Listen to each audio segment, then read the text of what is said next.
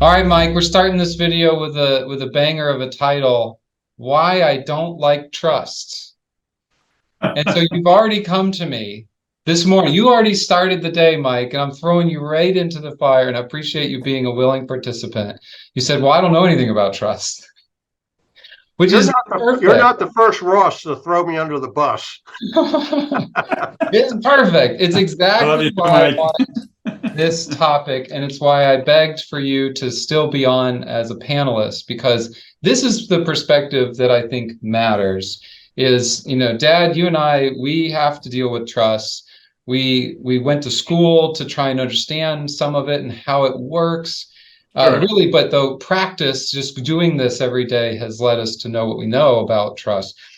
But what I wanted to really talk about is, in practical circumstances, what happens when you put something into a trust and what that burden looks like, what is required, the regular maintenance of it, the understanding of it, just even a basic understanding, and how people are dealing with it. What are the typical clients struggling with or doing well with, and why do they use it? Why do they don't? But at the end of the day, why I don't like trust. Fair enough? Hey, I have Chris, no I idea know why I don't like trust. Sharon Mariage is trying to get in. I don't know where you see up on the screen someone coming from the Downing Fry office trying to get in. As long as she has the link, it should open right up. All right. Well, she'll figure it out. Yeah, if you want, you can give her the same email you had, and she'll be able to get right in. You and I can give us some tech advice, Mike. That's right. All right. So I wrote down a couple of things. Let's talk about why I don't like trust. Dad, you can dispel this or not. You can tell Yeah. people what they really need to be used for and the type of people that have the most success with them. But I really want to start with examples. I was kind of hit in the nose this week with people that were struggling to get their trust in order. And typically you don't realize what's wrong with it unless someone has passed away, someone is sick, or you are trying to get yourself organized in the event that could happen. And almost every time, without fail, there's something that you learn when you start going through that process. Oh, I didn't realize X. I didn't realize that they had done it that way, or that this person needed to sign off on it. It's a lot of work. And I would compare it a lot to an LLC. You'll get people that'll tell you, oh, it's a rental property, you should put it in an LLC. Yeah, you should. Maybe it's the right move legally, but it's a lot of work. There are extra steps while you own it to keep that going. It's not a zero maintenance item. Any initial thoughts on that, Dad, and what you think of trust? You like trust? I, I, Most I people? like trust. I've just gone through this with, as you know, my parents over the last 5 years. I had to go through their prior revocable trusts. I'm one of six. The big thing I didn't like about the trust was that my parents wouldn't be here to explain why they did certain things under the trust, and I was going to be the bearer of bad news. So there are a lot of whys. Why are you doing this? Why are you doing that? But that aside, from if we're in the real estate business, I don't have a problem at all with trust. I mean, you just have to know the statute that deals with trust and the language that goes on the deed, and that's it. But so let's talk about your personal situation, and we're not trying to get into the details, but would it have gone the same way without the trust? Do you think that it could have just been something in a will that laid it out a certain way? And where couldn't you have done it the same? You could put it in the will, but the will gets filed at the courthouse, and then the whole wide world knows that there are issues with individual children. You might have a special needs child. You might have one that's a recovering addict. You might have one who's been married 3 times. And you don't want the universe to know your intimate family business. I've done work with one of the Rockefellers. I kind of begged to see the trust. They would not let me see it. The things that you want private, you're the father of 4. What you do with your kids is your business. It's not the business of the entire country. Right. So we have a statute that just allows us to put language on the deed that gives the trustee the power to convey or mortgage or encumber or otherwise dispose of the property. And I'm pretty content with that, to be very honest. These issues would come up anyways, if it's an end of life thing. The question is, do you want it to be private or do you want it to be public? So is it 100% private? Who gets to know what's in the trust? Well, with the Rockefeller Trust, the Let's lawyers. use you. The Rockefellers are different, right? Billionaires are Well, different. with me, it's you and your siblings because we sent you a copy. I mean, because Who else? Who else? the attorney who drafted it and his paralegal. And what about the attorney that's doing the closing if there's a house involved? No, he doesn't see my trust. Are you sure? What Yeah. about if you kick the bucket and now I want to sell the house? Do I have to When share I with them kick the the trust? bucket, You're kicking the bucket one way or the I'm other. kicking the bucket one way They or see another. it. They see it, right? So the title company sees your trust. No, not necessarily. If the powers are on the deed, Well, in this scenario, remember, you're not here anymore. You're not the trustee. no, I would have to convey my. Well, actually, the way it would work, we have a pour over will which leaves our entire estate to our revocable trust. Yeah. So you probate that, and it gets conveyed to the trust. And if I go first, your mother's the trustee. If we both go in a fiery car crash because I'm driving, I believe it's you and your brother who are trustees. But there are a lot of scenarios where the title company sees it. Well, really just go get copies of the trust, I think, because they think it's necessary. And I think that's sort of the cart before the horse. See the deed first and see if you need it. But I guess the point I'm trying to make is that it's not private. It's not 100% private. We have a deal every day this week where we had to see the trust. And it's because of what we're going to get into on this video, okay, which is when it's not done right. More often than not not, done correctly, not done or right. if somebody's trying to use a power of attorney to act on behalf of a trustee, then you have to see language in the trust on that. Or one of the trustees died, and you need to see the trust to see who the successor is. Yep. You might record a page, and so like the majority of our closings that are held in trust, it's not a pour over will. It is the trust has already been created, it's already been funded, and the trustee is no longer with us, or the trustee has resigned. Maybe they're sick, or they're just incapable or unwilling to sign. So now we can't rely on the deed, and we need a copy of the trust. So now it's not private, and if your entire purpose of setting up the trust was privacy, you're going to be very unwilling to share it. And you're going to think that I'm prying and that I don't need it. And just like the Rockefeller told you, no, I'm not giving you a copy of that. It kind of sets up this unrealistic expectation for 90% of the people that use a trust. It's not private. The bank has a copy of the trust potentially. The title company is going to want it. Insurance may want it. Homestead office is going to want it. So we had a scenario where a buyer bought a great property, put it into a trust, called it, the Tamron Trust. And it wasn't his name wasn't Tamron. His name was something else. So totally private. He even hired someone to be the trustee. It wasn't him. And he said, well, I want to go get Homestead. And the county said, give me your trust. We need to look at it to see who the beneficiary of the trust is. So it's not private unless it's set up very specifically, very well, and that it's regularly maintained. That's kind of the point I wanted to make, because man, I got hit over the head this week with people that fought me on the privacy side of it. And I'm like, these things are only so private. They're only so private. Well, why don't you hit us with the issues? So, all right, this one's good. I'm giving you the general, my general feeling. So generally, trust can be really great. They allow for things like privacy. They allow for prevention of money going to creditors or lawsuits and things like that. Like they can really shrink and make sure that the money goes in the right place. It can be really great specifically for taxes. If you have a very, very large estate, it can be good for that. If you have a handicapped child that you're trying to provide for, or like you said, Dad, someone that might have a substance abuse problem, or a spending problem, or marital problem, yes, you can probably allocate money a little more wisely through a trust. You can also avoid probate oftentimes, not 100% of the times, because I'm going to give you some examples where you couldn't. But it can be a really great way to avoid probate, avoid having to go through the probate court.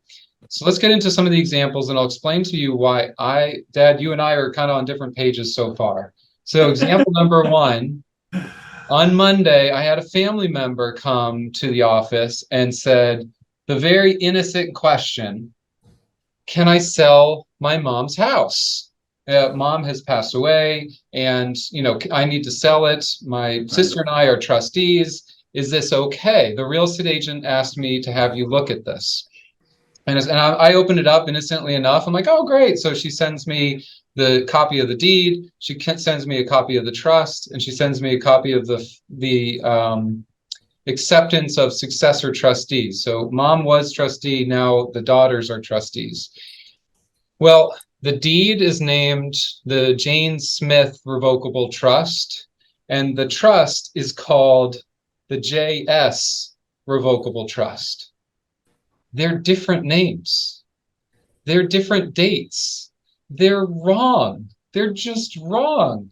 And it's like, and she wanted an easy answer of, hey, is this a problem? And I'm like, maybe. And so where that came about, and Dad, you and I have seen this a million times. Yeah. The buyer pays cash. They tell the closing attorney, hey, here's the name of my trust. I want to take it. I'm the trustee. And we send them the deed. They say, yep, it looks great. And then they sign, they close, it's done. Little did they know that the name of the trust actually wasn't what they told us. It was something else. It was their initials, or it was the family trust, as opposed to just Jane Smith Trust. And so that was like, oh no, I wish we had it right. I wish it was just right. Now if we caught that while mom was still alive, and it's not my mom, but if we caught that while the mom was still alive, we could have easily fixed it. We could have very simply fixed it. There were trust powers on the deed. We wouldn't even have needed to see the deed. But now that mom has passed, the trust powers don't have any effect. We have to look at the trust. We realize it's wrong. And so I told her, I said, okay, maybe we can get a Scrivener's error affidavit from the closing attorney, the title company, saying that they messed it up. Maybe we can do an also known as, or we can say that this deed was recorded in error, and the title company might accept that. We could modify the name of the trust so that it matches the deed. Maybe we do that. I don't know. I gave her some homework, and I said, get your title policy from when you bought the property, because that will save our bacon, and then get full copy of the trust. Get the estate attorney involved. Let's see if we can do some sort of amendment or some sort of affidavit regarding this, and then I'll run it by the underwriter and see what we can do with it. And this is just property that was about to be listed. This is property that's about to be listed. And so I said, all right, worst case scenario in this scenario is the conveyance into the trust was improper, or was kind of wrong, and we might have to go to probate. And she goes, well, great. I'm going through probate anyways. And I said, wait, what do you mean? Why are you going through probate anyways? He says, well, there's a safety deposit box that I don't have access to because it's in my mom's name. Like, oh. And she said, this is literally going to cost me $3,500, and I don't know what's in the safety deposit box. It could be stamps, or it could be baby teeth, or it could be 50,000 in cash. We don't know. Yeah, it's like, oh my gosh. And then she says, and I wrote down some of these. She says, well, there are actually two trusts. And there's this trust and there's that trust, and they were dated different things, and they do different things, and they have different trustees, and different attorneys did them. I'm like, well, are they both still valid? And she goes, yeah, of course they are. I'm like, oh no. Are these Florida trusts, Christian? These are Florida trusts, which, Dad, that's a good point. Maybe it's a Canadian trust and a Florida trust. So now we got different countries and different. Yeah, typical. The trust will have in the preliminary language that this revokes all prior trusts. If it's these ones were done on purpose so that they could separate, prior marriages and other kids and things like that. So obviously you can tell this has gotten very complicated. And now not only do I feel bad for this family member, I feel bad for her mom because her mom spent tens of thousands of dollars doing this, and it didn't solve the problems. It didn't fix anything. It didn't protect anybody. It just kind of caused more paperwork. And so I'm like, oh no. And then I found out that she also had multiple LLCs, and the LLCs were owned individually. And I'm going to stop trying to bore you. I just Yeah. it was You know, brutal. It was brutal. My go-to move, Christian, when I get those questions is show me you get the client, they want to take title in their trust. I'll tell them, just shoot me the first page because I want to make sure I get the spelling correct, I get the date correct, I name the proper trustee. I don't need to see the whole document. So maybe this would be useful, like in this situation where the realtor is trying to figure out, can we list this property or what? If you get the first page and it matches with the name on the deed and the trust name on the deed, we can make it gel. And you have the language and it fits, that's all we need to know. Yeah. And so there are solutions. This is not the end of the world. Luckily, this family member is quite adept and capable of handling this. And it's not something she wants to do, but she's capable of it, and it will be fine. But my pocketbook hurt for her because I'm like, we did all this and it got us in the same place. Here's the flip side to that, Christian. That can cost just as much money. We had this like a year or so ago where we had the deed, we had title in the trust, trustee of whatever the trust was, dated such and such, one trustee who had the power to convey the property. And then we get an email from the law firm that's representing the seller saying, we did the estate plan for this trust, that involved this trust, and it requires more than one trustee to agree to the sale of the property. The body of the trust contradicts what's on the deed. Yeah. And that law firm was in a box because they're involved in the real estate closing, represent the seller, we're representing the buyer, and they're also doing the estate work for the deceased. So they made a mistake when they did the deed. They kind of committed malpractice, or they just so they made a mistake. So they gave us the whole trust, showing us that there was a contradiction between what the trust allowed and what the deed allowed. In those situations, that's the reason I'm a little reluctant to see the trust, because if it contradicts the deed, we're in a bind. Yeah, now we're in a real bind. So Vicky asked a great question. She says, the kind of people they're giving me some ideas as to why they would still do a trust. And Vicky mentions, is rental property protected from probate or creditors if in a trust? Sometimes, but not all the times. Creditors can still attach to a property. They can still put a lien on a property regardless of who the owner is, unless it's homestead. Homestead, it wouldn't attach, but there could be a lien on the property no matter what. The difference would be if, let's say I'm a beneficiary of a trust along with a bunch of other people, and I get in a car accident, I get sued. They could have a lien against me. They couldn't have a lien against the trust. So there is a value there if you're going to go out and get in a bunch of car accidents. There are other ways you can protect yourself. This is a very expensive way to do it. This is a very expensive insurance policy in that scenario. Another one says, for someone who does not own real estate, so no real estate, and doesn't have, I'm assuming they're mentioning homestead protection, an irrevocable trust can provide some protection. Yes, for that same issue, that if all your assets are in some sort of irrevocable trust, that trust will not distribute money to you if there's a lien that would go right to creditors or something like that. So what do they call that debt? A spendthrift trust or something like that? Spendthrift trust. The irrevocable trust I see more when you have extremely wealthy people. Their estates are, over $20 million, and they're trying to get assets out of their estate for tax purposes. Yeah. So if they have, they put expensive real estate in an irrevocable trust, and it's there for either 3 or 5 years. Under federal estate tax law, it's not considered part of the decedent's estate when they ultimately die. But And it also becomes irrevocable once the grantor passes away, typically, the settler. yeah, well, that too, but we're seeing it also with like sales with Canadians. They want to avoid estate taxes in this country. They'll have a thing called a cross-border trust, where the trustee is the Canadian attorney, and the beneficiaries of the trust are the buyer's kids. So Right. they avoid estate taxes. So do they have to be kept up to date? Oh, heck yeah! You So got to have a let's talk about that. You'll hear people say that it's every 10 years you should revisit that. And what that entails, and Dad, correct me if you had a different right. experience, is every 10 years your life evolves.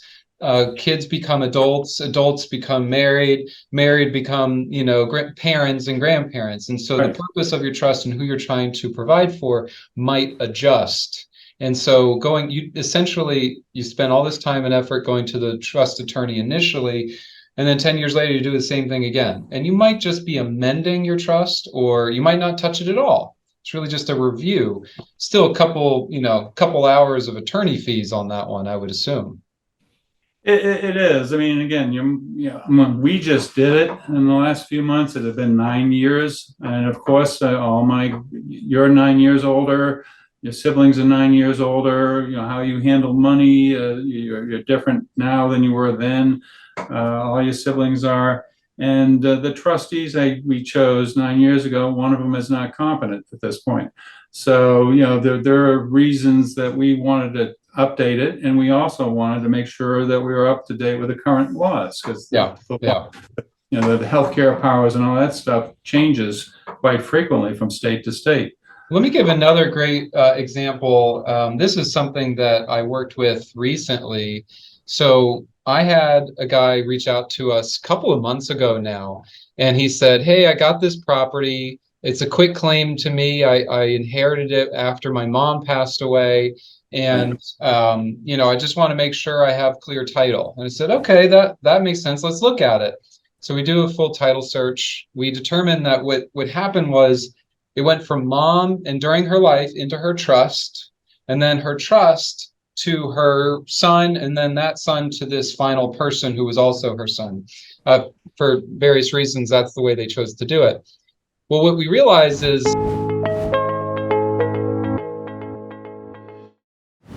first, the deeds were done wrong. So they were missing legal descriptions. They only had short legal descriptions. And it also was missing the trustee on each. They would just name the trust. So there's kind of the next example where, okay, maybe the trust was set up very well and done correctly, but the title company or whoever did the deed, maybe even the estate attorney, they go the one extra step and they do the deed, they do the warranty deed or quitclaim deed into the individual or into the trust, and they mess it up. They don't use the right legal description, they don't do a title search, or they don't even put the trustee. We also see this with a lot of our clients where they're from other states. They're from Iowa, they're from South Dakota, they're from California, and they just do things differently. So That's typically the issue. They're from another state. typically, yeah, they And don't then put the that homestead other state language, they don't put allow the that. marital language, all that stuff. Yeah. I mean, So then we dig into it, and I said, oh, okay, right. Let's go back. We know who the successor trustee is. Let's just have that successor trustee sign an affidavit, re-sign a couple of new deeds, and like, let's just re-record. Let's fix it. Let's make it right. I got the underwriter to approve it. And we start looking at the trust because now we have to write a trust affidavit. The dates are all wrong. The dates are all wrong. It's called the 2011 trust. It's signed in 2013, and we can't make sense of it. And the deed says 2009. So I'm like, what is going on? And now, to the individual that I'm working with, all of this makes perfect sense. But to me, I can't insure it. There's too much going on that we can't get comfortable with it. The explanations don't add up. He's trying to protect his privacy and not share all this trust language. And it's a problem. It's a major, major problem. So now he has to go through probate. That's going to be the solution. He doesn't want to share the contents of the trust, and he doesn't want to, and the underwriter can't get comfortable with it. We're going through probate, not only in Florida, but also in Wisconsin in this case. So we're going to do Wisconsin and then Florida. What a waste. Oh, so frustrating. So frustrating. I have another example. You ready for it, Mike? Yep. All right. I And actually at the have end a of this, couple Mike, I'll be questions, too. curious. Don't get too comfortable, Mike. Don't get too comfortable. What I really want after we go through some of these stories is how you've experienced trust and what life would look like if it would be easy or not, and at what point do you just remove the trust. But the last example is well, let me see. Yeah, this one's fun. This one's a lot of fun. I like this one. Second marriage is a very common thing around here. You like the second marriage part? Not for me, for a lot of the clients. And trust can be really great when you have, kind of the Brady Bunch family where the husband has kids and the wife has separate kids, and you're just trying to keep, while being married, you're trying to keep your assets somewhat separate. And so an estate attorney will recommend a trust to do that. And you'll fund them separately, and the wife's trust will own 50% of the property, and the husband's trust will own 50% of the property. Or what we saw in the most recent case is that the husband modified his original trust, who had him and his first wife as trustees, and they just modified it, and now it's him and his new wife as trustees. But he didn't change anything else. So he still had his kids as successor trustees, his kids as successor beneficiaries. And do you know what the second wife did after he passed? She removed them all. She removed them all. And she just cut everybody out and said, no, no, no, we were married. This is my family. These are my assets, and we're moving forward. And the sad part, I don't think she did it. She had her husband's blessing on doing all of this. It's why she was named the trustee along with him. But the weird thing is the kids started fighting it, and it was just kind of got really messy and you can see they spent so much time and effort and money fixing these and making them right, making them clear. And Dad, you said something initially.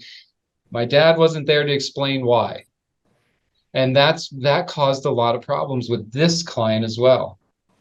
Yeah, I have rather strong feelings on this. I hear the quit claims or the codicils, and I have to believe that part of the reason they did it that way was to save a few dollars. Yes. And to me, that's just, I can't stand it, to be very blunt. Well, you always said, Dad, you made the example of you buy a brand new car and then you just cheap out on the oil change, right? You don't get the oil change. It's like it's that same thing. When I talk to people about this, I say, these are your kids. You're not going to be here anymore. You spent your whole life providing for your family, and now you're going to get a $1.95 trust agreement. And I want to shake them by the neck saying, what's wrong with you folks? Well, and even Dad, if it's you and I, let's say you spend all the money and you believe in it, you put all the effort into building a really complex trust, and then, I'm named successor trustee, and I'm like, I don't believe in that.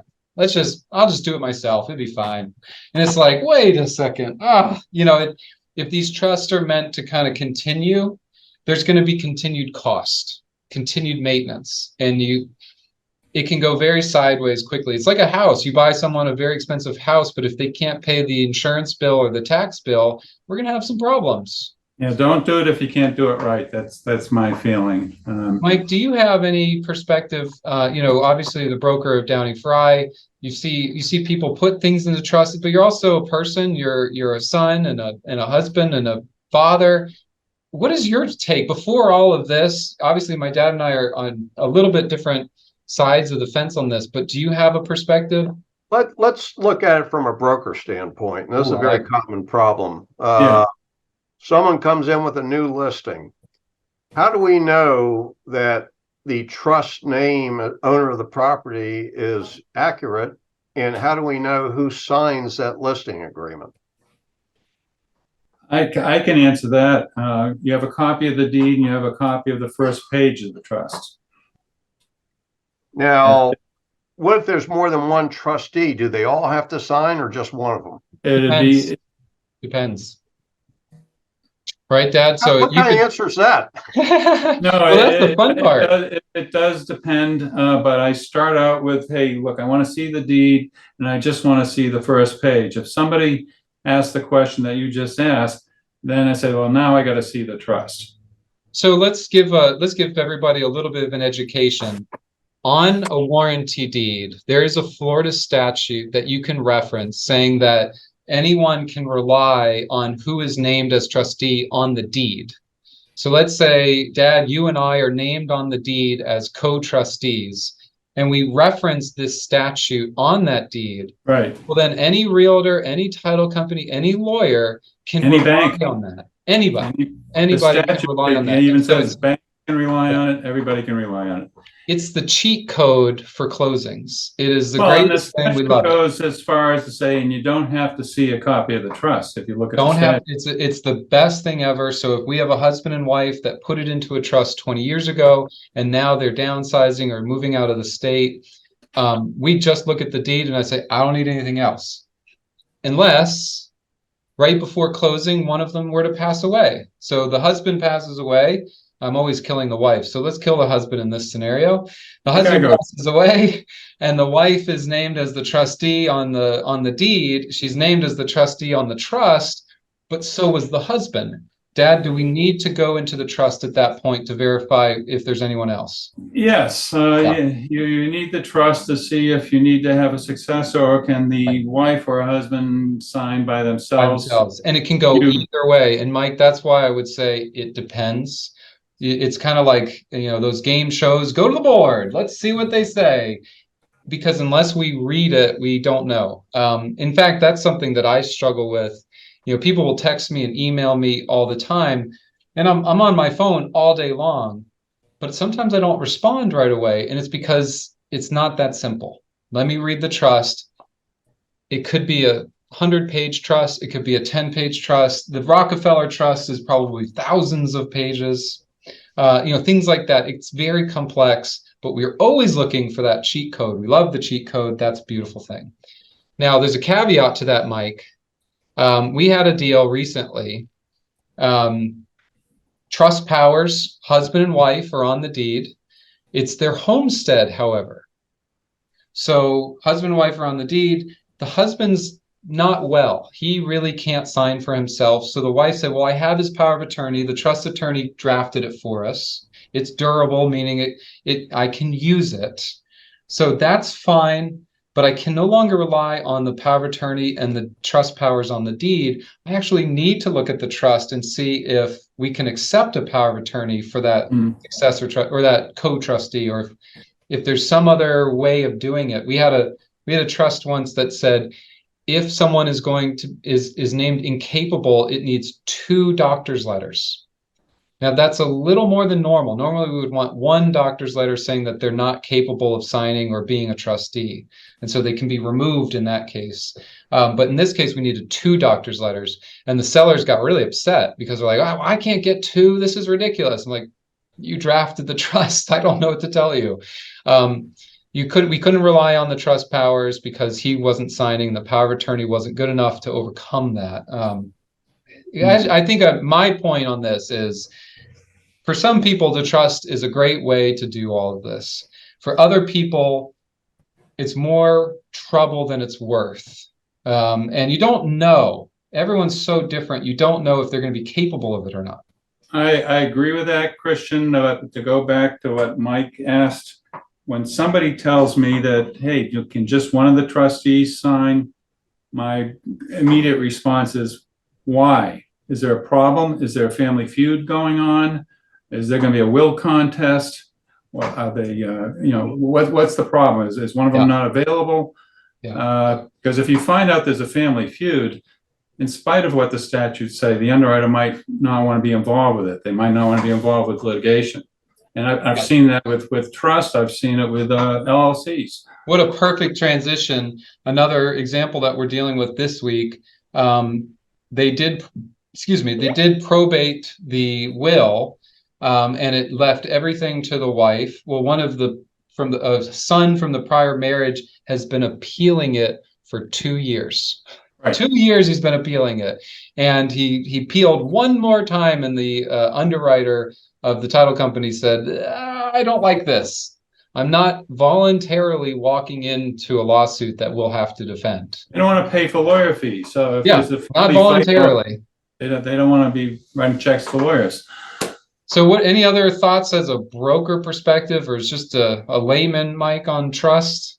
Yeah, I've always been very fortunate because I always say go see Don whenever a trust thing pops up. But now I have a new answer: see Don or Christian. There you go. I love it.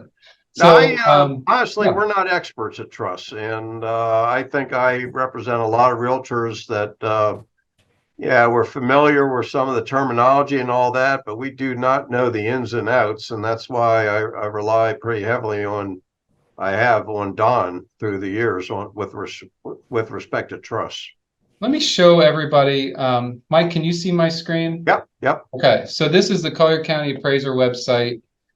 And I want to show, here's how it tends to pop up. You go into maybe MLS, or you go into the Collier County website or the Lee County website, and you look for, well, who the owner of the property is. And I didn't do a whole lot of work ahead of time, but I pulled this up and it says trust for Jennifer Oliver. And I would say the majority of people would just assume, all right, that's who the seller is. And I'm going to ask everyone who's watching to do one extra step, to go in here and pull those recent deeds. So this deed was done in June of this year. Let's see what it says. It looks like I might have to do a new share. Share. A new share. Here it is. So this is the trustee's deed, and they list Dan Peck. Dan Peck. He did this for them. And so they list the trustees. So Jennifer Oliver, Elizabeth Olson, David Oliver as co-trustees. This is a great example. Oh, I love this. Or their successor trustee of the trust for Jennifer C. Oliver. Mike, would you have assumed that Jennifer would be the trustee? Because I was. Actually, that's where I was going. In this case, the other one said trust for Jennifer Oliver. This one has a middle initial, Jennifer C. Oliver. Yeah. So, the title company would be able to clear that up at closing if you just put Jennifer Oliver. But you also have Elizabeth and David that you have to put on there as well. So the three people that need to sign, Jennifer, Elizabeth, and David, as co-trustees of the trust for Jennifer C. Oliver under the third restatement of the Elizabeth Blackard Hoffman Revocable Trust. Holy smokes, that's a lot. And then here's our trust language: with full power and authority either to protect, conserve, and or to sell or lease, to encumber, otherwise to manage, hereinafter called grantees. You notice the non-homestead language in there, Christian? It's where's that here? Yeah, so the bold language. That so way you this don't property need the described spouses. here is not the homestead of the grantors, which is nice because what does that do? It limits who needs to sign, right, Dad? Yes. So if it was homesteaded property, you would also have them signing individually, and you'd have them signing by their spouse. So their spouse might have to sign as well. This is complex. This is very complex. And you can see how easily you could mess this up. In fact, this is seemingly second generation, possibly third generation of this trust. They've spent a lot of money and time managing this and making it right. I don't know. I feel like I know their privacy, their private information. Maybe it's not all that private, because if they came to me and wanted to sell this property, yeah, I wouldn't need to see anything, but only if Jennifer, Elizabeth, and David all signed. If any one of them didn't sign or wasn't available or had resigned, all of a sudden I need to see the trust. And it looks like it goes back quite a bit. 1988, it's almost as old as me. And we might also need to have their spouses signed, because it could have been homestead. So you can see this is a lot, and you better have a good attorney that knows what they're talking about. And here's the last point: don't get upset when you go to sell the property and the title company asks for information. That's nice. That makes sense, Mike? That looks like a lot, huh?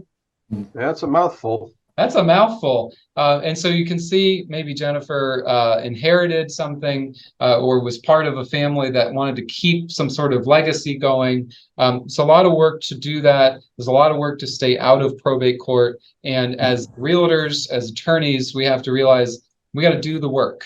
We got to put in the time, put in the effort. And it's going to require a lot of back and forth. It's really not as easy as if Jennifer just owned the property.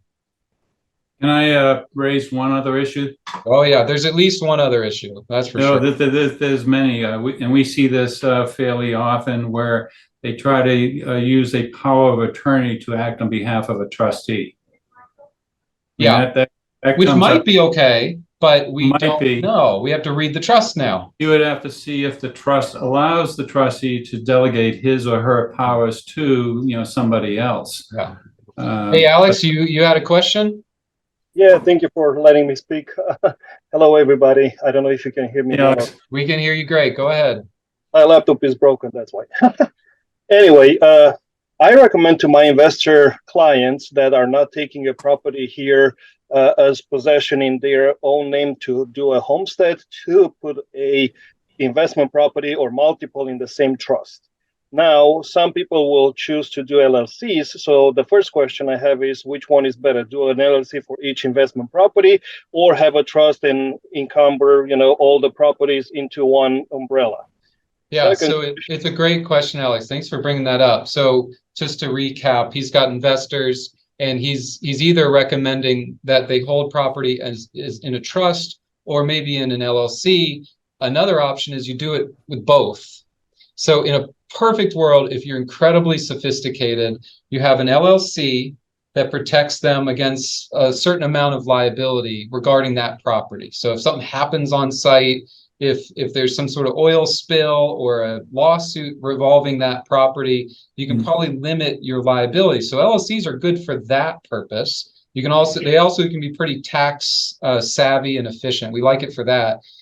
But who owns the LLC could be them as an individual or them as trustees.